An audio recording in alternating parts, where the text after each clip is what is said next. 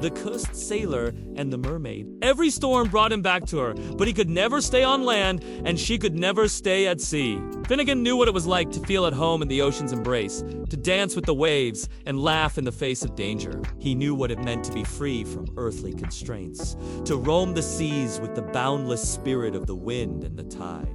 But there was an ache in his heart, a longing for something he couldn't quite define that echoed the ceaseless cry of the gulls.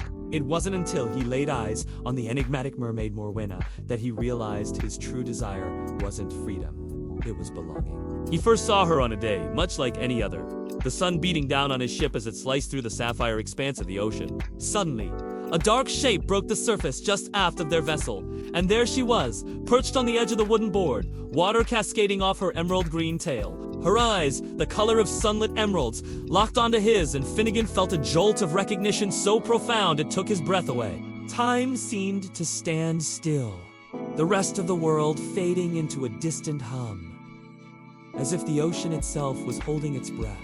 "Who are you?" he found himself asking, his voice hoarse with a mix of awe and apprehension. "My name is Morwenna," she replied, her voice like the tinkling of a seashell. "And who might you be?" "I am Finnegan," he stammered, unsure how to respond to this enchanting creature who seemed both alien and familiar. As the days turned into weeks, Finnegan and his crew became regulars at the Mermaid's Cove. They'd sail in, drawn by an invisible force, and anchored in the lagoon, where stories would be exchanged and laughter would mingle with the cries of gulls and the lapping of waves against the hull. For Finnegan, these visits were like stolen moments in a world that existed outside of time. There was no mention of leaving, no thought of returning to the life he once knew. He was living in the now, anchored to the present by the steady gaze of the mermaid and the unspoken promise of something more. But the ocean has its own rhythm, its own will, and soon the wind shifted, whispering tales of approaching storms. The sky, once a canvas of endless blue, now bore the bruised hues of an impending tempest. The carefree laughter faded, replaced by the creak of the ship as it braced for the coming onslaught. Fear gnawed at Finnegan's, resolved the kind of primal fear that comes from the deepest recesses of one's being, a fear not of the storm itself, but of losing the calm harbor he'd found in the most unlikely of places. When the storm hit, it was as though the ocean itself was in turmoil. Waves the size of mountains reared their heads, crashing down with earth-shattering force. The wind screamed like a banshee, lashing rain against the sails, threatening to tear them from their For 3 long days and nights, Finnegan and his crew battled the elements, their faces etched with grim determination. They fought not just for their lives, but for the hope of returning to the haven that had become their solace amidst the raging sea. As the storm finally began to abate, the first rays of sunlight piercing through the clouds, they saw it, the jagged cliffs of the Mermaid's Cove, their faces worn smooth by countless storms. Relief washed over them, as palpable as the salty spray on their skin. They had survived, and they were home. When Morwenna saw Finn again, his hair wind-tossed, his face streaked with salt and exhaustion. Her heart ached with a love that was as boundless as the ocean itself. She rushed to his side, her touch as soothing as the gentlest wave, her presence a balm to his battered spirit. She led him to a cave nestled between the rocks, a place of refuge she had known since she was but a hatchling. Inside, soft light filtered through the entrance, illuminating a space that was both dry and warm. Over the next few days, Finnegan recovered, his body mending under the mermaid's watchful care.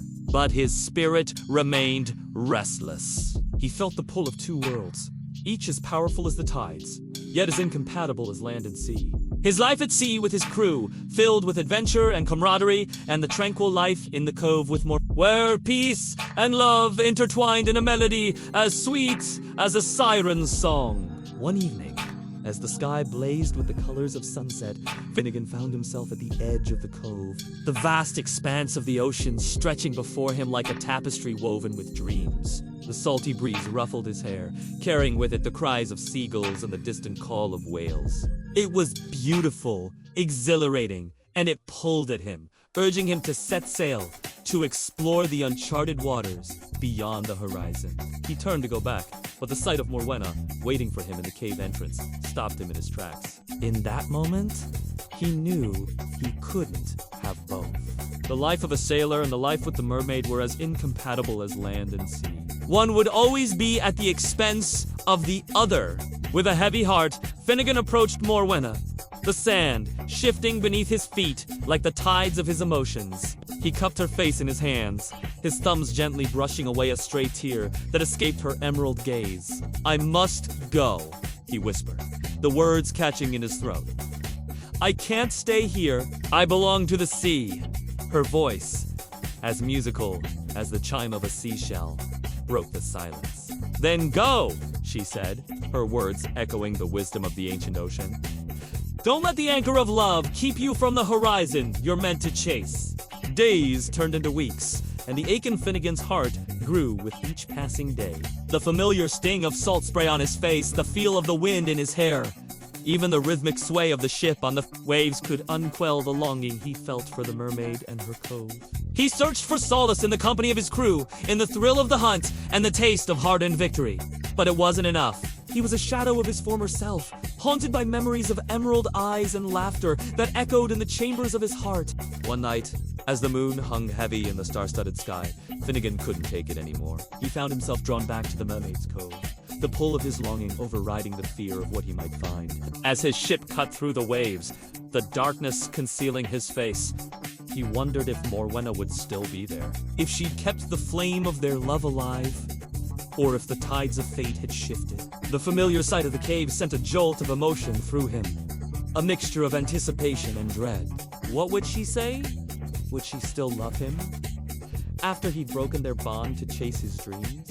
He stepped out into the shallows, the water lapping at his ankles, each step taking him deeper into the unknown. There she was, Morwenna, more beautiful than he'd remembered, her green tail shimmering in the moonlight.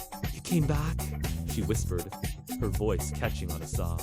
"I thought you'd chosen the horizon over me, over us." His heart ached at the pain in her voice, and he reached out to her, the years of longing and regret pouring out of him. "I've been a fool," he confessed, his voice rough with emotion. "The world means nothing without you. I'd give it all to have you and our life together."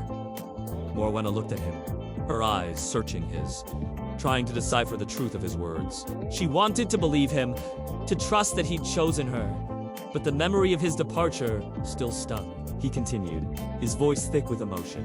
"I know I hurt you, but I couldn't stay. My soul belongs to the sea, just as yours belongs to the shore.